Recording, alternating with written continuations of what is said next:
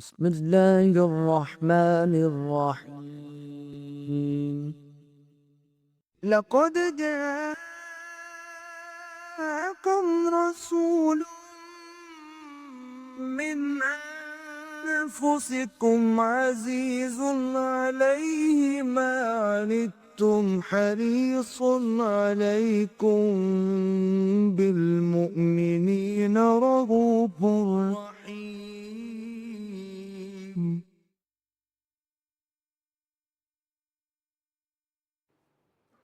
نحمده ونصلي على رسوله الكريم. أما بعد فقد قال الله تبارك وتعالى كما ورد في سورة الحجرات: أعوذ بالله من الشيطان الرجيم بسم الله الرحمن الرحيم. قالت الأعراب آمنا قل لم تؤمنوا ولكن قولوا أسلمنا ولما يدخل الإيمان في قلوبكم وَإِن تُطِيعُوا اللَّهَ وَرَسُولَهُ لَا يَلِتْكُم مِّنْ أَعْمَالِكُمْ شَيْئًا إِنَّ اللَّهَ غَفُورٌ رَّحِيمٌ. إِنَّمَا الْمُؤْمِنُونَ الَّذِينَ آمَنُوا بِاللَّهِ وَرَسُولِهِ ثُمَّ لَمْ يَرْتَابُوا وَجَاهَدُوا بِأَمْوَالِهِمْ وَأَنفُسِهِمْ فِي سَبِيلِ اللَّهِ أُولَٰئِكَ هُمُ الصَّادِقُونَ. صدق الله العظيم. وعن معاذ بن جبل رضی اللہ تعالی عنہ قال: قلت یا رسول اللہ اخبرنی بعمل يدخلنی الجنہ ويباعدنی عن النار. قال: لقد سألت عن عظیم وإنه ليسير على من يسره الله عليه. تعبد الله لا تشرك به شيئا وتقيم الصلاة وتؤتي الزكاة وتصوم رمضان وتحج البيت. ثم قال: ألا أدلك على أبواب الخير؟ الصوم جنة والصدقة تطفئ الخطيئة كما يطفئ الماء النار وصلاة الرجل في جوف الليل. ثم تلا: تتجافى جنوبهم عن المضاجع يدعون ربهم خوفا وطمعا ومما رزقناهم ينفقون فلا تعلم نفس ما أخفي لهم من قرة أعين جزاء بما كانوا يعملون. ثم قال: ألا أخبرك برأس الأمر وعموده وذروة سنامه؟ قلت بلى يا رسول الله. قال: رأس الأمر الإسلام وعموده الصلاة وذروة سنامه الجهاد. ثم قال: ألا أخبرك بملاكها ذلك كله؟ فقلت بلى يا رسول الله. فأخذ بلسانه وقال: كف عليك هذا. قلت يا نبي الله وإنا لمؤاخذون بما نتكلم به. فقال: ثقلتك أمك يا معاذ. وهل يكب الناس في النار على وجوههم أو قال على مناخرهم إلا حصائد ألسنتهم. رواه الترمذي رحمه الله وقال حديث حسن صحيح. رب اشرح لي صدري ويسر لي أمري واحلل عقدة من لساني يفقهوا قولي. اللهم ربنا ألهمنا رشدنا وأعذنا من شرور أنفسنا. اللهم أرنا الحق حقا وارزقنا اتباعه وأرنا الباطل باطلا وارزقنا اجتنابه. آمین یا رب العالمین. میں نے آج جو 2 آیات سورہ حجرات کی تلاوت کی ہیں وہ اس اعتبار سے کہ ان آیات میں فرق کیا گیا ہے اسلام اور ایمان. کچھ لوگوں کے بارے میں فرمایا یہ بدو یہ دعویٰ کر رہے ہیں کہ ہم ایمان لے آئے. اے نبی ان سے فرما دیجئے تم ہرگز ایمان نہیں لائے ہو. ہاں یوں کہہ سکتے ہو کہ ہم اسلام لے آئے، ہم مسلمان ہو گئے، ابھی تک ایمان تمہارے دلوں میں داخل نہیں ہوا. یعنی ایک ایمان ہے قانونی زبان سے اقرار، اور ایک ایمان حقیقی وہ ہے جو دل میں داخل ہوتا ہے. لیکن فرمایا اگر تم اس حال میں بھی اللہ اور اس کے رسول کی اطاعت کرتے رہو گے تو اللہ تعالیٰ تمہارے اعمال کی جزا میں سے کوئی کمی نہیں کرے گا، اور یہ اس لیے کہ اللہ غفور ہے اور رحیم ہے۔ البتہ اگر تم جاننا چاہو کہ مومن کون ہوتا اللہ کے نزدیک، تو مومن تو صرف وہ ہیں جو ایمان لائے اللہ پر، اس کے رسول پر، پھر شک میں ہرگز نہیں پڑے، یعنی وہ تصدیق القلب جو ہے وہ یقین قلبی کی شکل اختیار کر گیا، اور اس کے بعد انہوں نے جہاد کیا اللہ کی راہ میں اپنی جانوں اور مالوں کے ساتھ۔ صرف یہی لوگ ہیں جو اپنے دعوی ایمان میں سچے ہیں۔ اصل میں اسلام کی جو حقیقت ہے اور اس کے جو مختلف مظاہر ہیں، ان میں جو درجہ بندی ہے، اس کو قرآن مجید میں مختلف انداز میں مختلف مواقع پر بیان کیا گیا ہے۔ چنانچہ ایک آیت جو ہے سورہ مائدہ کی بڑی اہم ہے۔ جب شراب کی حرمت کا آخری حکم آیا تو بہت سے حضرات، بہت سے صحابہ جو ہے پریشان ہوئے کہ اس سے پہلے جو ہے اشارات تو آ گئے تھے، یہ پوچھ رہے ہیں شراب اور جوئے کے بارے میں، فرما دیجئے کہ ان میں گناہ بھی ہے، کچھ خیر بھی ہے، لیکن ان کا گناہ جو ہے وہ خیر سے بہت بڑھ کر ہے، تو اسی وقت ہمیں چھوڑ دینا چاہیے تھا۔ پھر ایک اور اشارہ آ گیا تھا، جب نشے کی حالت میں ہو تو نماز کے قریب نہ جانا جب تک کہ وہ نشہ اتر نہ جائے اور تمہیں معلوم ہو کہ میں کیا کہہ رہا ہوں، تو اس کے بعد ہم چھوڑ دیتے۔ اب آخری حکم جو آیا ہے اس کے انداز بھی بڑے تیکھے ہیں۔ حل انتم منتہون، باز آتے ہو کہ نہیں اب بھی؟ تو بہت تشویش ہوئی صحابہ کو کہ ہم تو شراب پیتے رہے ہیں اور اتنا عرصہ ہمیں گزر گیا۔ تو یہ میں آج کی اصطلاح میں کہہ رہا ہوں کہ ہمارے تو ہر خلیے میں، جسم کے ہر سیل میں شراب کے اثرات پہنچ چکے، تو اب گویا کہ کیسے نجات ہوگی؟ اس پر آیت اتری کہ کوئی حرج نہیں ہے، جو لوگ ایمان اور اسلام پر عمل کرتے رہے اور نیک عمل کرتے رہے، وہ جو کچھ کھاتے پیتے رہے اس کے حرمت کے آخری حکم کے آنے سے پہلے، ان پر کوئی حرج نہیں۔ اذا متقوا وآمنوا وعملوا الصالحات، جب تک کہ وہ تقوی کی روش پر رہے اور ایمان لائے اور نیک عمل کرتے رہے۔ ثم اتقوا وآمنوا، پھر اور تقوی کیا اور ایمان لے آئے، یعنی اسلام کا پہلے تھا معاملہ جس کے ساتھ عمل صالح ایک علیحدہ کیٹیگری کی حیثیت سے تھی، اب ایمان حقیقی ہے تو عمل اس کے تابع ہو گیا۔ ثم اتقوا، پھر اور تقوی ہوا، فاحسنوا، اور وہ احسان میں داخل ہو گئے۔ تو گویا کہ اسلام، ایمان، احسان، تین درجے، اور یہ ہم حدیث جبرائیل میں پڑھ چکے ہیں۔ اب یہی دین کی حقیقت جو ہے، اس کو حضرت معاذ رضی اللہ تعالی عنہ سے مروی جو ایک طویل حدیث ہے، اس میں بڑی تفصیل سے بیان کیا، اور اسی کا تقریباً یہ خلاصہ ہے جو آج ہم پڑھ رہے ہیں۔ وہ طویل حدیث تو میں نے اسی لیے حدیث جبرائیل کے ساتھ ہی اس کا بیان آپ کے سامنے کر لیا تھا، اس لیے کہ وہ دونوں حدیثیں میرے نزدیک دین کی حقیقت کو سمجھنے کے لیے اور اس کے جو اجزاء ہیں ان کی آپس میں کیا نسبت ہے، ان کو سمجھانے کے لیے دونوں حدیثیں نہایت اہم ہیں، نہایت جامع۔ اب اگرچہ وہ طویل حدیث جو ہے وہ مسند احمد میں بھی ہے، بزار میں بھی ہے، سنن نسائی میں بھی ہے، سنن ابن ماجہ میں بھی ہے، اور پھر ترمذی شریف میں بھی ہے، اور امام ترمذی کا قول اس کے ساتھ بھی یہ آتا ہے کہ حدیث حسن صحیح ہوں۔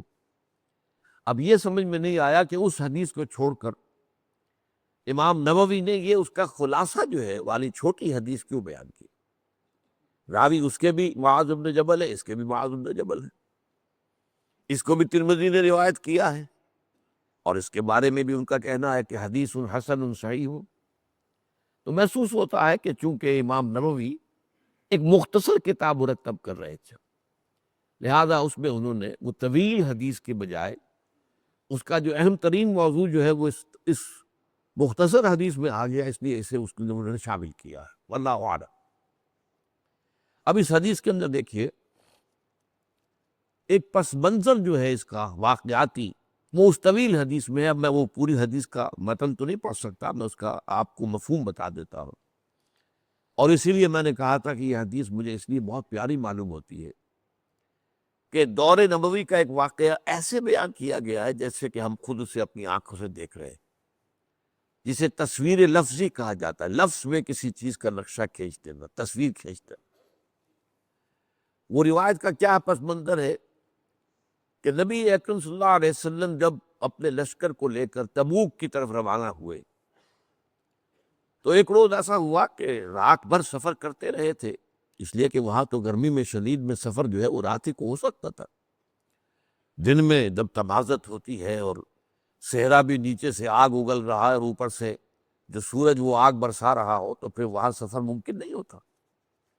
تو رات بھر سفر کر کے جب فجر کا وقت ہو گیا تو پڑاؤ کیا اور حضور نے نماز پڑھائی، فجر کی نماز حضور نے ہماری امامت فرمائی، ہم نے نماز ادا کی۔ پھر لوگ سوار ہو گئے اپنی سواریوں پر کہ سورج کے تیز ہو جانے تک، دھوپ کے تیز ہو جانے سے پہلے پہلے جتنا مزید سفر قطع ہو جائے وہ سفر کر لیں۔ جب دھوپ تیز ہو جائے گی، تمازت سخت ہو جائے گی، تب تو رکنا پڑے گا۔ لیکن اب ہوا یہ کہ چونکہ ساری رات کے جاگے ہوئے تھے اور فجر کا وقت خاص طور پر ایسا ہوتا ہے کہ نسیم سحری جو ہے تھپکتی ہے، انسان کو تھپک تھپک کر سلاتی ہے۔ عام طور پر یہ مشاہدہ ہے کہ کوئی مریض کسی درد میں مبتلا ہو، ساری رات جاگتا رہے، صبح کے وقت سے کچھ نہ کچھ سکون حاصل ہوتا ہے، وہ تھوڑی دیر سو لیتا ہے۔ تو تمام صحابہ جو ہے وہ گھومنے لگے اپنی اونٹنیوں پر بیٹھے ہوئے۔ اب اونٹنیوں کو آزادی مل گئی، انہوں نے چلتے چلتے ادھر کو درخت دیکھا کیکر کا، اس میں منہ مار لیا، رک گئی، ناشتہ کر لیا، اور ادھر دیکھا ادھر مار لیا۔ تو گویا کہ وادی کے پوری چوڑائی میں لشکر پھیل گیا، سواریاں چل بھی رہی ہیں اور اپنا یہ ناشتہ بھی کرتی جا رہی ہیں، اوپر سوار جو ہے وہ اونگ رہے، انہیں پتہ نہیں۔ تو لشکر جو ہے وہ متفرق ہو گیا۔ اس حال میں حضرت معاذ ابن جبل نے ایک خاص چونکہ بات تھی جو بعد میں کھلتی ہے، حضور کے ساتھ ساتھ آپ لگے رہے، جاگتے بھی رہے، سوئے نہیں، اونگے نہیں، اور دیکھتے رہے کہ حضور کی اونٹنی کے ساتھ ساتھ اپنی اونٹنی چلاتے رہے، یہاں تک کہ حضرت معاذ کی اونٹنی نے ٹھوکر کھائی اور وہ بدک گئی۔ اس کی وجہ سے چونکہ قریب تھی اونٹنی حضور کی، وہ بھی بدک گئی۔ اب حضور نے اپنے ہودج کا پردہ اٹھایا اور آپ نے دیکھا کہ سوائے معاذ کے آس پاس کوئی ہے ہی نہیں، تمام مسلمان جو ہے، تمام صحابہ جو ہے وہ تو ادھر ادھر بکھرے ہوئے۔ تو آپ نے آواز دی، یا معاذ رضی اللہ تعالی عنہ۔ انہوں نے عرض کیا، لبیک یا رسول اللہ، میں حاضر۔ فرمایا ادنو دون، اور نزدیک آ جاؤ، اور نزدیک آ جاؤ۔ تو قریب ہو گئے، یہاں تک کہ دونوں کی اونٹنیاں ایک دوسرے سے مس کرنے لگی، رگڑنے لگی ایک دوسرے۔ اب حضور نے فرمایا، میرا گمان نہیں تھا کہ لوگ مجھ سے اتنے فاصلے پر ہوں گے۔ اس کا پس منظر کیا ہے؟ ظاہر بات ہے ہر وقت دشمن تو طاق میں تھا حضور کی زندگی لینے کے لیے، منافقین خاص طور پر طاق میں تھے، وہ جو اپنے ہوتے ہیں، بظاہر اپنے ہیں۔ چنانچہ تبوک سے واپسی کے دوران یہ واقع ہوا کہ کچھ منافقین جو ہے ایک گھاٹی کے اندر، تنگ گھاٹی میں، جس میں ایک وقت میں ایک ہی اونٹ گزر سکتا ہے، وہاں چھپ کر بیٹھ گئے کہ حضور کا اونٹ جب یہاں سے گزرے گا ہم حملہ کریں گے، حضور کو ختم کر دیں گے معاذ اللہ۔ یہ واقعہ ہوا ہے، اب اس کی تفصیل میں نہیں جانا چاہتا۔ تو حضور کو تعجب ہوا کہ لوگ یعنی مجھ سے اتنے فاصلے پر ہیں، گویا کہ انہیں خیال نہیں ہے کہ وہ میرے آس پاس رہیں حفاظت کے لیے۔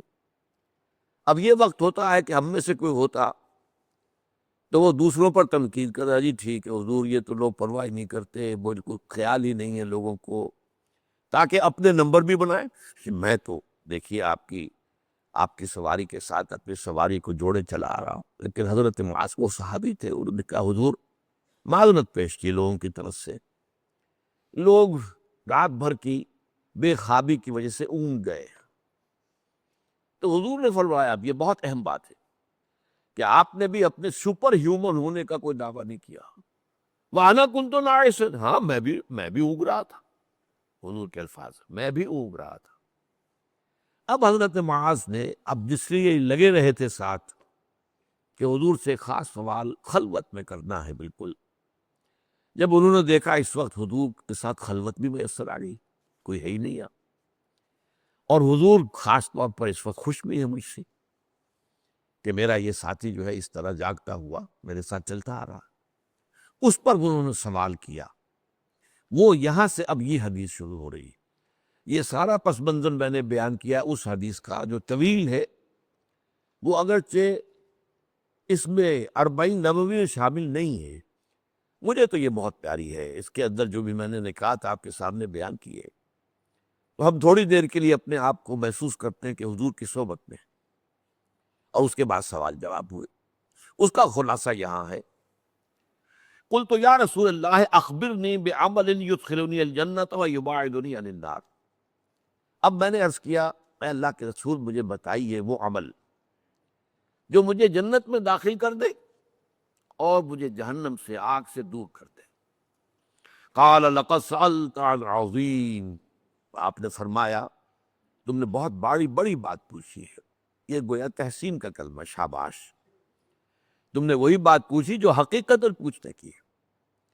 اس طویل حدیث میں الفاظ ہے بخن بخن، یہ عربوں کا ایک کلمہ ہے کسی کی تحسین کے لیے، تم نے بہت اچھا کہا۔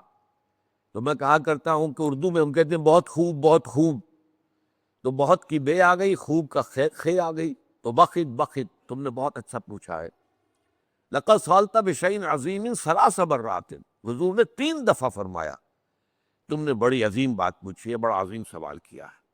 وَإِنَّهُ لَيَسِّيرٌ عَلَىٰ مَن يَسَّرَهُ اللَّهُ عَلَيْهِ، اور یہ بات جو بہت بڑی ہے، آسان بھی بہت ہے اس کے لیے جس کو اللہ آسان کر دے۔ توفیق اللہ کی طرف سے ملے گی، لیکن یہ کہ جس کو اللہ تعالیٰ آسان کر دے، جس پر اس کا فضل ہو جائے، اس کے لیے بہت آسان۔ وہ کیا ہے؟ کَاعْبُدُوا اللَّهَ لَا تُشْرِكُوا بِهِ شَيْئًا، اللہ کی بندگی اور پرستش کرو اس کے ساتھ کسی شے کو شریک نہ کرتے۔ اب یہاں نوٹ کیجئے کہ یہ شرک جو ہے اور عبادت، یہ کس قدر جامع الفاظ ہے۔ عبادت پوری زندگی میں اللہ کی اطاعت مطلق، اس پر تفصیل سے گفتگو ہم کر چکے، اور وہ بھی اللہ کی محبت سے سرشار ہو کر۔ ہاں کبھی خطا ہو جائے تو توبہ کر لی جائے، دعا کر لی جائے، اللہ سے استغفار کیا جائے، لیکن یہ نہیں کہ مستقلاً کسی ایک گناہ کو بھی اپنی زندگی میں شامل کر لیا جائے مستقل طور، جیسے ہمارے ہاں ہو رہا ہے۔ حج بھی ہو رہے ہیں، نمازیں بھی ہیں، عمرے بھی ہیں، سودی کاروبار بھی ہے۔ اب یہ سودی کاروبار جو ہے یہ تو باقی ہر شے کی نفی کر دے گا۔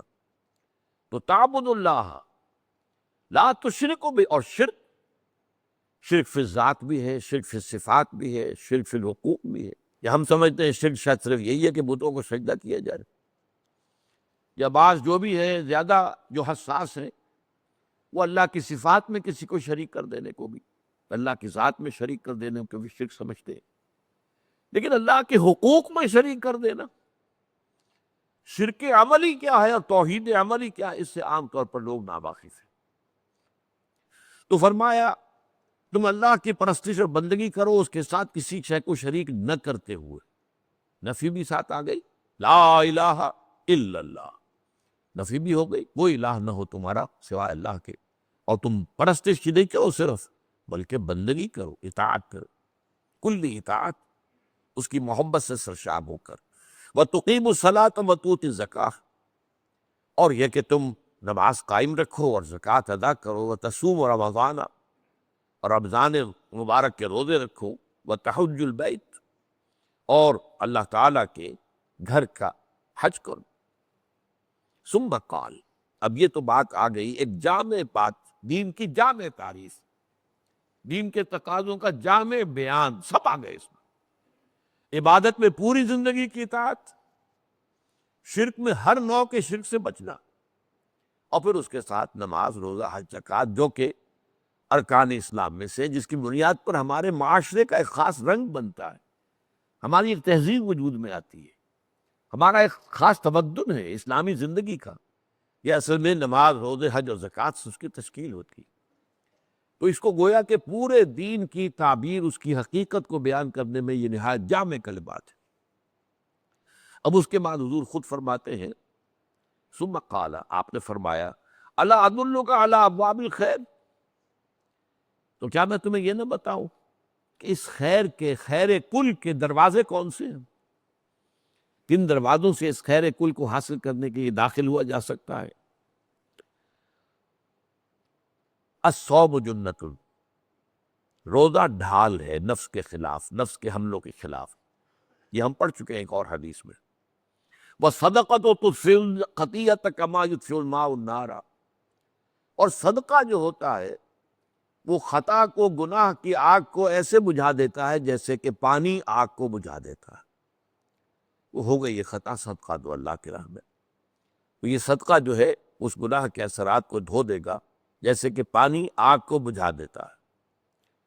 وَصَلَاةُ الرَّجُلِ فِي جَوْفِ اللَّيْلِ، اور last but not the least, یہ میں الفاظ اضافہ کر رہا ہوں، نماز پڑھنا بندے کا رات کے پیٹ میں،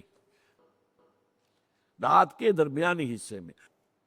تہجد اصل میں جسے کہتے ہیں وہ نہیں ہے کہ جو عام طور پر لوگ فجر سے کچھ دیر پہلے جاگ گئے اذان سے اور جلدی سے 8 نفل پڑھ لیے، یہ تہجد نہیں ہے۔ یہ تو فجر کا ضمیمہ بنا لیا، ہاں نوافل ہے، عبادت ہے، اس کے بھی جو اس کے برکات ہیں وہ ظاہر ہوں گی، جو اس کا ثواب اور اجر ہے اللہ دے گا۔ لیکن اصل میں جسے تہجد کہا جاتا ہے وہ رات کو سو کر پھر اٹھنا، نیند کو توڑ کر، اور پھر سو جانا اور پھر اٹھنا فجر کے لیے۔ جوف کہتے ہیں پیٹ کو کسی شے کے، جوف اللیل، رات کے بطن میں، رات کے درمیان میں، یعنی نصف رات گزر جائے اس وقت سے انسان جو ہے وہ نماز پڑھے، اور پھر ثلث رہ جائے تو پھر جاگ جائے، پھر سو جائے، اور پھر اس کے بعد اٹھے فجر کے لیے اور سنتیں پڑھے اور آئے مسجد کے اندر۔ تو یہاں آپ نے فرمایا وَصَلَاةُ الرَّجُلِ فِي جَوْفِ اللَّيْلِ، اور اپنے اس قول کے لیے حضور نے آیتیں تلاوت فرمائی، وہی 2 آیتیں۔ یہاں یہ سورہ سجدہ کی آیت نمبر 16 اور 17 ہے۔ تَتَجَافَىٰ جُنُوبُهُمْ عَنِ الْمَضَاجِعِ، اللہ تعالیٰ اپنے خاص محبوب بندوں کی یہ صفات بیان کر رہا ہے کہ ان کے پہلو اپنے بستروں سے علیحدہ رہتے، رات کے وقت جاگتے رہتے، بستر پر لیٹیں گے تو سو جائیں گے۔ تَتَجَافَىٰ جُنُوبُهُمْ عَنِ الْمَضَاجِعِ يَدْعُونَ رَبَّهُمْ خَوْفًا وَطَمَعًا، وہ اس وقت اپنے رب کو پکارتے ہیں، دعائیں کرتے ہیں، خوف کے ساتھ بھی، اس کے مواخذے کا خوف، اس کے عذاب کا خوف، اس کے باز پرس کا خوف، اس کی ناراضی کا خوف، جہنم کا خوف، وطمعاً، اور طمع کس کی؟ اللہ راضی ہو جائے، اللہ کے اجر و ثواب کی بھی طمع ہو، لیکن سب سے بڑی طمع کیا ہے؟ اللہ مجھ سے راضی ہو جائے۔ اس لیے سب سے اونچا مقام یہی ہے، رضی اللہ عنہم ورضوا عنہ، اللہ ان سے راضی ہو گیا، وہ اس اللہ سے راضی ہو گئے۔ یہ باہمی رضا ہے، بندہ اپنے رب سے راضی رہے، وہ ہے کہ تسلیم و رضا، جو بھی دنیا میں آ رہا ہے اس پر شکوہ، اللہ کا شکوہ زبان پر نہ لائے۔ جو بھی آ رہا ہے یہ میرے رب کی طرف سے ہے، وہ میرا مولا ہے، آقا ہے، دوست ہے، میرا خیر خواہ ہے، اسے معلوم ہے کہ اس شر کے پیچھے کون سا خیر آ رہا ہے، مجھے کیا پتا، وہی تو شر نظر آ رہا ہے، خیر تو نظر نہیں آ رہا۔ اس لیے فرمایا گیا کہ ہو سکتا ہے عسیٰ ان تکرہوا شیئا وہو خیر لکم، وعسیٰ ان تحبوا شیئا وہو شر لکم، واللہ یعلم وانتم لا تعلمون، ہو سکتا ہے تمہیں کوئی چیز بری لگے حالانکہ اسی میں تمہارا خیر ہو، عین ممکن ہے تمہیں کوئی چیز اچھی لگتی ہو حالانکہ اس میں تمہارے لیے شر ہے، اللہ جانتا ہے، تم نہیں جانتے۔ اس کیفیت کے اندر دنیا کی زندگی گزارے، اللہ تعالیٰ آخرت میں اسے راضی کرتے رہے، اللہ اس سے راضی ہو جائے گا۔ تو یہ ہے در حقیقت اللہ تعالیٰ کے لیے صلاۃ الرجل فی جوف اللیل کا، کہ اس میں تتجافیٰ جنوبہم عن المضاجع یدعون ربہم خوفا وطمعا ومما رزقناہم ينفقون، اور جو کچھ ہم نے انہیں دیا ہے اس میں سے خرچ بھی کرتے ہیں۔ اب اس کی کیا ہے، اس کا بدلہ کیا ملے گا؟ فلا تعلم نفس ما اخفی لهم من قرۃ اعین جزاء بما كانوا يعملون، تو کسی انسان کو پتہ نہیں ہے اس کے لیے اللہ تعالیٰ نے آنکھوں کی ٹھنڈک کا کیا کیا سامان فراہم کیا ہوا ہے۔ جنتوں کی نعمتوں کا تم اندازہ نہیں کر سکتے۔ قرآن مجید میں الفاظ آئے ہیں وہ ہماری ذہنی سطح کے مطابق، وہاں پہ پھل ہوں گے، وہاں پہ شہد ہوگا، دودھ ہوگا، وہاں پہ بہت اچھا ایک شراب ہوگی جس میں نہ کوئی نشہ ہوگا اور نہ ہی کوئی بیٹھنے کی بات ہوگی، سرور اور کیفیت جو ہے وہ ہوگی، وغیرہ وغیرہ، حوریں ہوں گی، یہ بھی بنا بیان کیا ہے۔ لیکن ساتھ ہی حضور نے فرمایا کہ جنت کی نعمتیں وہ ہے ما لا عین رات ولا اذن سمعت وما خطر علی قلب بشر۔ وہ تو ایسی نعمت ہے، وہ ابتدائی جنت ہے، وہ جس کا کہ ذکر ان الفاظ میں کھینچا گیا ہے۔ یہ نعمتیں جنہیں ہم سمجھتے ہیں، وہاں کھجور کے باغات ہوں گے اور انگور کے ہوں گے، اور وہاں پر انار بھی ہوگا، رمان ہوگا، سب کچھ ہوگا، ساری چیزیں ہوں گی۔ لیکن اصل میں اعلیٰ جنت جس کی طرف کہ پھر اللہ تعالیٰ کے وہ بندے جن کا ایمان گہرا تھا، وہ ان کو جو اوپر سے اوپر کی جنت میں لے جایا جائے گا رفتہ رفتہ، وہاں وہ نعمتیں ہیں جو نہ کسی آنکھ نے دیکھی، نہ کسی کان نے سنی، نہ کسی کے دل پر ان کا خیال تک وارد ہوا۔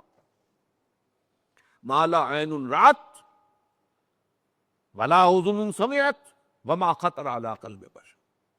تو یہاں پر بھی فرمایا فلا تعلم نفس ما اخفی لهم من قرۃ اعین، تو کسی کو معلوم نہیں ہے اللہ نے کیا کیا چیزیں مخفی رکھی ہوئی ہیں اپنے خزانہ فیض کے اندر، ان کی آنکھوں کی ٹھنڈک کے لیے، جزاء بما کانوا یعملون، اور یہ بدلہ ہوگا ان کا، ان اعمال کا جو وہ کرتے رہے۔ تو یہاں تک حضور نے یہ دونوں آیتیں جو ہیں حوالے کے طور پر، خاص طور پر تتجافی جنوبهم عن المضاجع کے حوالے سے، جو کہ حدیث میں الفاظ ہے وصلاۃ الرجل فی جوف اللیل ثم قال، اس کے بعد یوں سمجھیے کہ حضور کا دریائے سخاوت جو ہے اور جوش میں آیا ہے۔ ثم قال، پھر آپ نے خود ایک سوال کیا، الا اخبرک براس الامر وعمودہ وذروۃ السنام، ذروۃ السنام، اے معاذ کیا میں تمہیں یہ نہ بتاؤں کہ اس معاملے کی جڑ کیا ہے، بنیاد کیا ہے، اور اس کا عمود کیا ہے، ستون کیا ہے، اور اس کی چوٹی کا عمل کیا ہے۔ اب یہی وہ ہے دین کے مختلف اعمال، ان کی باہمی نسبت کیا ہے۔ عام طور پہ سب باتیں لوگوں کو معلوم ہیں، لیکن یہ ریشو، پروپورشن، اور کیا چیز مقدم ہے، کیا ثانوی ہے، کس چیز کا کس کے ساتھ منطقی ربط ہے، یہ در حقیقت حکمت دین کا موضوع ہے، یہ سب کو معلوم نہیں۔ اب یہاں پر پورے دین کو ایک درس سے تعبیر کیا گیا، ایک ہے اس کی جڑ، راس و حاصل الامر، ایک ہے عمود، تنا، عمارت میں آپ کہیں گے ستون، اور درخت میں وہ تنا ہوگا، بذروۃ السنام ہی، اور اس کی چوٹی کا عمل کیا ہے، چوٹی کیا ہے۔ اب آپ کو معلوم ہے درخت میں، آم کا درخت ہے تو جڑ بھی ہے، اس کے بعد تنا بھی ہے، اب اس کے بعد وہ شاخیں پھیلی ہوئی ہیں، ان میں پتے بھی لگے ہوئے اور آم بھی لگے ہوئے۔ اصل شے ہوتی ہے وہ اوپر ہوتی ہے۔ اصل میں درخت آم کے نہیں لگایا گیا، وہ جڑ میں نہیں لگتا، وہ تنے میں نہیں لگتا، وہ تو ٹہنیوں میں جا کر لگے گا، اوپر لگے گا، چوٹی کے اوپر۔ گلاب کا پودا ہے تو گلاب کا پودا جو ہے، اس پودے کی جڑ میں پھول نہیں لگتے، اس کے تنے میں، تنا تو چھوٹا سا ہوتا ہے، اوپر جو ہے وہ اس کی چوٹی جو ہے اس کے اوپر پھول لگے ہوئے ہو۔ تو اس کی جڑ کیا ہے، اور اس کا عمود کیا ہے، اور اس کی چوٹی کا عمل کیا، میں تمہیں بتاؤں؟ قلت بلا یا رسول اللہ، میں نے اس کے حضور ضرور فرمائیے، ضرور فرمائیے۔ قال راس الامر الاسلام، اس معاملے کی جڑ، بنیادی منزل اسلام۔ یہاں اسلام اپنے اس معنی میں آیا، ایک ہے اسلام اپنے ارکان کے حوالے سے، بنی الاسلام علی خمس، شہادت اللہ الہ الا اللہ وان محمد رسول اللہ، واقام الصلاۃ وایتاء الزکوٰۃ وصوم رمضان وحج البیت من استطاع الیہ سبیلا، یہ حدیث ہم پڑھ چکے ہیں، غالباً حدیث نمبر 3 تھی اس میں، اسی مجموعے کے اندر متفق علیہ ہے، حضرت عبداللہ ابن عمر رضی اللہ تعالیٰ عنہ۔ بس لیکن اسلام کا بھی جیسے میں نے عبادت کا بتایا آپ کو، پوری زندگی میں اللہ کی اطاعت، اسلام کے معنی بھی ہے سرنڈر کر دینا، ہمتن، اسلام کے معنی یہ ہتھیار پھینک دینا۔ اس لفظ کے اندر اصل میں نقشہ یہ ہے کہ دو آدمی لڑ رہے ہیں، ایک جو ہے وہ پھینک دیتا اپنے ہتھیار، وہ کہ سرنڈر کر دیو، یہ سرنڈر ہے۔ اسلام سرنڈر ہے اللہ کے سامنے، الاسلام، یہ ہے در حقیقت جڑ۔ وعمودہ الصلاۃ، اور عمود جو ہے اس کا تنا، وہ نماز سے، ویسے بھی آیا ہے الصلاۃ عماد الدین، نماز جو ہے وہ دین کا ستون ہے، وہ عماد اور عمود لفظ تو ایک ہی ہے۔ وعمودہ الصلاۃ، اس کا عمود جو ہے، اس کا تنا جو ہے، اس کا ستون جو ہے، وہی میں عرض کر رہا تھا کہ عمارت کا تصور کریں گے، عمارت میں بھی ایک بنیاد ہوتی ہے، پھر ستون ہے، ستون پر چھت ہوتی ہے۔ تو اسی طریقے سے درخت ہے، اس کی جڑ ہے، اس کا تنا ہے، اور پھر اوپر جو ہے برگوبار، جسے ہم کہتے ہیں برگوبار ہے۔ تو فرمایا کہ اس کا عمود جو ہے، تنا یا جو اس کا ستون ہے، وہ نماز ہے۔ وَذِرْوَةُ صَنَامِهِ الجہاد، اور اس کے چوکی کا عمل الجہاد ہے۔ اب یہ ہے اصل میں سمجھنے کی بات۔ ہمارا ذہن سارا کا سارا وہ ارکان اسلام کے اوپر جمع ہوا ہے، جو وہ بہت دیندار ہیں وہ بھی بہرحال ان 5 کا تو کر لیں گے معاملہ، لیکن اس سے آگے نہیں جاتے۔ اس لیے میں نے آیت آپ کو سنائی تھی، حقیقی مومن صرف وہ ہیں جو ایمان لائے اللہ پر، اس کے رسول پر، پھر شک میں ہرگز نہ پڑے، یقین والا ایمان، ثم لم یرتابوا، ریب نہ ہو، بالکل یقین بن جائے۔ وجاہدوا باموالہم وانفسہم فی سبیل اللہ، اور جہاد کیا انہوں نے اپنی جانوں اور مالوں کے ساتھ اللہ کی راہ۔ اولئک ھم الصادقون، صرف یہی لوگ سچے ہیں۔ یعنی اگر یہ دعویٰ کریں کہ ہم مومن ہیں تو ان کو یہ حق پہنچتا ہے، لیکن اگر یہ جہاد ہے ہی نہیں، دل میں یقین ہے ہی نہیں، بہرحال ایک عقیدہ ہے، والدین سے سن لیا، یا جب اسلام کو اللہ نے فتح دے دی تو فوج در فوج لوگ جو ہیں وہ داخل ہو رہے ہیں۔ وہ داخل ہونا اصل میں اس بنیاد پر تھا کہ اب it's no use resisting any more, اب ہم مقابلہ نہیں کر سکتے، تو you have to surrender. Surrender کا لفظ میں نے استعمال کیا تھا آج۔ تو در حقیقت قرآن نے کیا کہا؟ یہ کہتے ہیں ہم ایمان لے آئے، ان سے کہہ دیے تم ایمان ہرگز نہیں لائے ہو، ہاں تم کو ہم نے سرنڈر کر دیا ہے۔ قالت الاعراب آمنا قل لم تؤمنوا ولکن قولوا اسلمنا، ہم نے سرنڈر کر دیا، اب ہماری مخالفت ختم ہو گئی۔ اگر تم نے یہ بھی کیا ہے خلوص دل کے ساتھ، اس میں دھوکہ دو کہ ٹھیک ہے ابھی تو سر جھکا دو، پھر دیکھیں گے ذرا حالات بدلیں گے تو پھر کھڑے ہوں گے، یہ پھر منافقت ہے۔ لیکن اگر اس قسم کی کوئی بات دل میں نہیں ہے تو اگر آپ ایمان لائے اشہد ان لا الہ الا اللہ و اشہد ان محمد رسول اللہ، آپ مسلمان مان لیے گئے، بس ٹھیک ہے، اب آپ کی جان اور مال محفوظ ہے۔ تو اس اعتبار سے اسلام جو ہے وہ سرنڈر ہے۔ تو راس الامر الاسلام وعمودہ الصلاۃ وذروۃ صنامہ الجہاد، یہ جہاد نہیں ہے تو پھر پھل نہیں ملا، پھل نہیں لگا اس درخت کو۔ اس درخت میں پھل جو ہے وہ تو جہاد فی سبیل اللہ کا ہے۔ البتہ اس میں یہ ہے کہ سمجھنے کی بات ہے کہ جہاد کے معنی لوگوں نے صرف جنگ سمجھے، نہیں۔ جہاد کے لیے قتال، جنگ کے لیے قرآن کی اصطلاح ہے قتال فی سبیل اللہ۔ سورہ صف میں یہ دونوں الفاظ آئے ہیں۔ قالت، وہاں جو فرمایا گیا کہ یا اے اہل ایمان هل ادلکم علی تجارت تنجیکم من عذاب علیم، کیا میں تمہیں وہ کاروبار بتاؤں جو عذاب علیم سے چھٹکارا دلا دے؟ تؤمنون باللہ ورسولہ وتجاہدون فی سبیل اللہ باموالکم وانفسکم، یہاں جہاد کی اصطلاح آ گئی۔ ایمان پختہ رکھو اللہ پر، اس کے رسول پر، اور جہاد کرو اللہ کی راہ میں جانوں اور مال کے ساتھ۔ یہ ہے آیت نمبر 11 سورہ صف کی۔ اور آیت نمبر 4 میں کیا ہے؟ ان اللہ یحب الذین یقاتلون فی سبیلہ صفا کانہم بنیان مرصوص، اللہ کو محبت تو اپنے ان بندوں سے ہے جو اس کی راہ میں جنگ کرتے ہیں، ایسی صفیں باندھ کر جیسے سیسا پلائی ہوئی دیوار ہو کہ دشمن اس کے اندر کوئی رخنہ پیدا نہ کر سکے۔ تو قتال فی سبیل اللہ بھی ہے، جہاد فی سبیل اللہ بھی ہے۔ مکے میں 12 برس جہاد فی سبیل اللہ ہو رہا تھا، قرآن کے ذریعے سے جہاد، دعوت و تبلیغ کا جہاد، تربیت و تزکیے کا جہاد، تنظیم کا جہاد، یہ جہاد ہو رہا تھا۔ مدینے میں آ کر وہ جہاد قتال کی شکل ہو گیا۔ تو اس لیے اس اعتبار سے نوٹ کر لیجئے کہ جہاد جو ہے وہ صرف جنگ کا نام نہیں ہے، جد و جہد۔ آپ اللہ کے دین کے غلبے کی جد و جہد کریں، ظاہر بات ہے اس کے لیے پہلے لوگوں تک اللہ کا دین پہنچانا ہوگا، پھر جو واقعتاً قبول کر لیں دل سے خلوص کے ساتھ انہیں جمع کرو، منظم کرو۔ ظاہر بات ہے قتال تو جب تک مناسب تعداد میں لوگ موجود نہ ہو، مناسب تیاری نہ ہو، اور وہ اس کے لیے ان کی ٹریننگ بھی پوری نہ ہو گئی ہو، اس وقت تک جنگ تو نہیں کی جا سکتی۔ خودکشی تو نہیں کرنی ہے نا، جنگ کرنی ہے، تو جنگ کے لیے تو تیاریاں ہیں۔ اس لیے جہاد کے لفظ کو نوٹ کیجئے یہاں پر کہ جہاد ہے کہ جو کہ چوٹی کا امر ہے۔ ہو سکتا ہے کوئی لوگ جہاد کر رہے ہوں، اتنی تعداد میسر ہی نہ ہو کہ قتال کیا جا سکے، تو اگلا قدم تو نہیں اٹھائیں گے، لیکن صرف جہاد ان کی نجات کے لیے کافی ہو جائے گا۔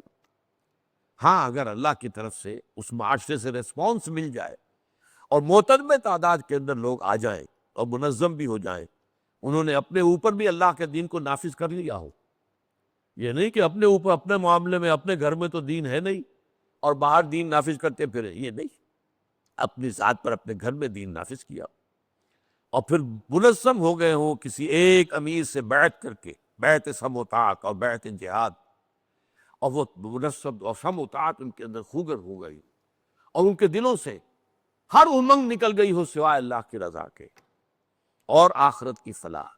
یہ نہیں کہ حکومت کی طلب میں کر رہے ہو یا مال غنیمت کی طلب میں کر رہے ہو، نہیں، معاذ اللہ، ثم معاذ اللہ۔ وہ تو پہلی جو حدیث تھی اس مجموعے کی، انما الاعمال بالنیات، اعمال کا دار و مدار نیتوں پر ہے، تو جس کسی نے ہجرت کی اللہ اس کے رسول کے لیے، اس کی ہجرت تو اللہ اس کے رسول کے ہاں شمار ہو جائے گی، لیکن جس نے ہجرت کی تھی دنیا کے حصول کے لیے یا کسی خاتون سے نکاح کرنے کے لیے، تو پھر ہجرت ہو الی ما ہاجر الیہ، تو اس کی ہجرت انہی چیزوں کی طرف ہے جس کے لیے ہجرت کی ہے، اللہ اور اس کے رسول کو کوئی سروکار نہیں۔ اسی طرح قتال اگر کیا ہے مال غنیمت کے لیے، دولت کے لیے، یا کسی قبیلے سے کوئی خاص پرانی دشمنی چلی آ رہی ہے اور اب اس قبیلے کے خلاف حضور بھیج رہے ہیں مہم، تو بڑی تیزی کے ساتھ آ کر شریک ہو گئے کہ ہم بدلہ لینے کا موقع مل جائے گا۔ اگر ایسے جذبات ہیں تو یہ جہاد فی سبیل اللہ نہیں، یہ قتال فی سبیل اللہ نہیں، قتال فی سبیل النفس ہے، نفس کے لیے قتال کر رہے ہو۔ تو وہ جبکہ انسان کے دل سے ہر امنگ، ہر آرزو نکل جائے سوائے اللہ کی رضا اور آخرت کی فلاح کی، اس کے لیے جو جد و جہد بھی وہ جہاد میں ہے۔ ثم قال، اب اس کے بعد حضور مزید جو ہے حکمت کا اکرمہ، یہ جو ہے اس طویل حدیث کے اندر یہ موجود نہیں ہے، یہ گویا کہ اس حدیث کا جو ہے اضافی جو اس کے اندر حکمت کا خزانہ ہے۔ الا اخبرک بملاک ذالک کلہ، اے معاذ میں تمہیں نہ بتاؤں ان تمام معاملات کی روح رواں کیا ہے، کیا چیز ہے کہ جو ان تمام اجزاء کو جوڑے گی اور اس کو صحیح رخ پر اور صحیح جو ہے روح کے ساتھ آگے بڑھائی۔ بے ملاک، یہ اصل میں عرب کہتے ہیں القلب ملاک الجسد، دل جو ہے وہ پورے جسم کے لیے ملاک ہے، وہ روح رواں تو وہی ہے، دل دھڑکتا ہے تو زندگی ہے، دل بند ہو جائے تو زندگی ختم ہے۔ تو میں اس تمام معاملے کا جو روح رواں ہے وہ جو میں تمہیں نہ بتاؤں۔ اور اس کے بعد قل، تو حضرت معاذ کہتے ہیں کہ میں نے یہ عرض کیا بلا یا رسول اللہ، اللہ کے رسول ضرور ضرور ضرور فرمائیے۔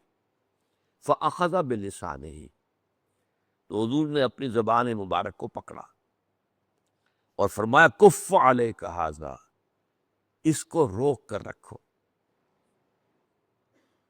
اس زبان سے کوئی غلط کلمہ نہ نکلے، کوئی غیبت نہ نکلے، کوئی تہمت برآمد نہ ہو، کوئی ظالمانہ کلمہ، کسی کی خام خواہ عزت میں اوپر حملہ نہ ہو، روکو، اس کو تھام کے رکھو، زبان کو روک کر رکھو۔ یہ بات جو ہے قرآن مجید میں بھی سورہ احزاب میں جو آئی ہے، یا ایھا الذین آمنوا اتقوا اللہ وقولوا قولا سدیدا، اہل ایمان اللہ کا تقوی اختیار کرو اور بات وہی کہو زبان سے جو سیدھی ہو، درست ہو، صحیح ہو۔ اگر یہ دو کام ہو جائیں، دل میں تقوی اور زبان کا کنٹرول، تو فرمایا یصلح لکم اعمالکم ویغفر لکم ذنوبکم، اللہ تمہارے سارے اعمال درست کر دے۔ ایک اور حدیث میں الفاظ آئے ہیں، مجھے دو اپنے اس اعضاء کی ضمانت دے دو کہ اس کا غلط استعمال نہیں ہوگا، صرف دو اعضاء۔ فرمایا تم دو اعضاء کی مجھے گواہ ضمانت دے دو کہ کنٹرول میں رکھو گے، اس سے کوئی غلط حرکت نہیں ہوگا، جنت کی ضمانت مجھ سے لے لو۔ اور وہ کیا ہے؟ ایک وہ جو تمہارے دونوں گالوں کے درمیان ہے، یعنی زبان، اور ایک وہ جو تمہاری دونوں رانوں کے درمیان ہے، یعنی شرمگاہ۔ ان دو کا کنٹرول، ان کے ذریعے کوئی غلط کام نہ ہو تو جنت کی ضمانت مجھ سے لے لو۔ تو حضور نے فرمایا آپ نے پکڑا اپنی زبان کو، کف علیک ھذا، اس کو روک کر رکھو۔ قلت یا نبی اللہ، اب دیکھیے سادگی، دیکھیے حضرت معاذ کیا کہہ رہے ہیں، اور یہ کون ہے جن کے بارے میں حضور نے فرمایا عالمہم بالحلال والحرام معاذ بن جبل، میرے صحابہ میں حلال اور حرام کا سب سے زیادہ جاننے والا، یعنی یوں کہیے کہ ہم کہیں گے فقہ کا سب سے بڑا ماہر، وہ ہے معاذ بن جبل۔ کیا حرام ہے کیا حلال ہے اس کو پوری طریقے سے تمیز کرنے والا۔ اور وہ کہتے ہیں اس بات پر حیران ہو کر، یا نبی اللہ، ہے اللہ کے نبی، وَإِنَّا لَمُؤَاخَذُونَ بِمَا نَتَكَلَّمُ بِهِ، کیا ہمارا مواخذہ اس پر بھی ہوگا جو ہم کلام کرتے رہتے ہیں؟ اب ظاہر بات ہے کہ آدمی جب آتا ہے، بیٹھا ہے، دوستوں کے اندر گپ شپ ہو رہی ہے، اس وقت کون اپنی زبان کا جو ہے کنٹرول کرتا ہے؟ جو منہ میں آیا کہہ دیا، اس میں غیبتیں بھی ہو رہی ہیں، اس میں غلط باتیں بھی ہو رہی ہیں، اس میں جھوٹ بھی بولا جا رہا ہے، یہ سب تو کیا اے اللہ کے نبی، کیا ہمارا مواخذہ ہوگا اس پر بھی کہ جو ہم باتیں کرتے رہتے ہیں؟ اب دیکھیے حضور کی محبت، شفقت، یہ کلمہ جو ہے عرب بہت ہی اس کو کہتے ہیں کہ جس سے بہت لاڈ ہو۔ فرمایا سکلت کا امو کا یا معاذ، اے معاذ تمہیں تمہاری ماں روئے کھوئے، یعنی یہ کہ تم گم ہو جاؤ اور تمہاری ماں جو ہے اس پر روئے، تمہاری غیر حاضری پر یا گمشدگی پر، سکلت کا امو کا یا معاذ، وَهَلْ يَكُبُّ النَّاسَ فِي النَّارِ عَلَى وُجُوهِهِمْ أَوْ مَنَاخِرِهِمْ إِلَّا حَصَائِدُ أَلْسِنَتِهِمْ، لوگوں کو اوندے منہ یا ان کے نتنوں کے بل جہنم میں جھونکنے والی سب سے بڑی شے وہ حصائد السنہ ہے۔ حصید کہتے ہیں فصل جب کٹ جائے، حصید ایک جنات ہوتے ہیں، ایک جنات الحدیث، ایک جو ہے وہ ہے کہ جب کہ حصید جب کہ جو ہے فصل کٹ گئی، کاٹ دی جانے والی۔ درخت وہ ہے جو کھڑا رہتا ہے، اس میں سے پھل اتار لیا جاتا ہے۔ اب گندم آپ کو معلوم ہے پورا کا پورا جو اس کا پودا ہے وہی کاٹا جائے گا، چرا ہے اس کا پودا کاٹا جائے گا۔ تو حصید کہتے ہیں فصل کاٹنا، فصل کٹی ہوئی۔ تو گویا کہ حصائد السنتہم، زبان سے جو بھی لفظ نکلتا ہے وہ ایک بیج بن جاتا ہے آخرت کے اندر، اور وہ وہاں پر پھر پروان چڑھتا ہے، پودا ہے۔ اور تمہاری زبان سے نکلے ہوئے یہ جو فصلیں ہیں جو اپنی زبان سے بو رہے ہو، جب یہ کٹیں گی تو وہ ہوں گی سب سے بڑھ کر انسانوں کو جہنم میں جھونکنے والی۔ وَهَلْ يَكُبُّ النَّاسَ فِي النَّارِ عَلَى وُجُوهِهِمْ، یا آپ نے فرمایا او عَلَى مَنَاخِرِهِمْ، نتنوں کے بل یا چہروں کے بل، یہ لفظ کا انہیں اشتباہ ہے کہ آپ نے وجوہہم کہا تھا یا مناخرہم کہا تھا، چہروں کے بل یا نتنوں کے بل۔ آگ میں جھونکنے والی چیز جو ہے وہ زبان کی کھیتیوں سے بڑی اور کون سی شے ہوگی؟ یہ جیسا کہ میں بتا چکا ہوں حدیث حسن صحیح ہے، اور یہ امام ترمذی اپنی جامع میں اس روایت کو لائے ہیں۔ فصلی اللہ تعالی علی خیر خلقہ محمد وبارک وسلم تسلیما کثیرا کثیرا۔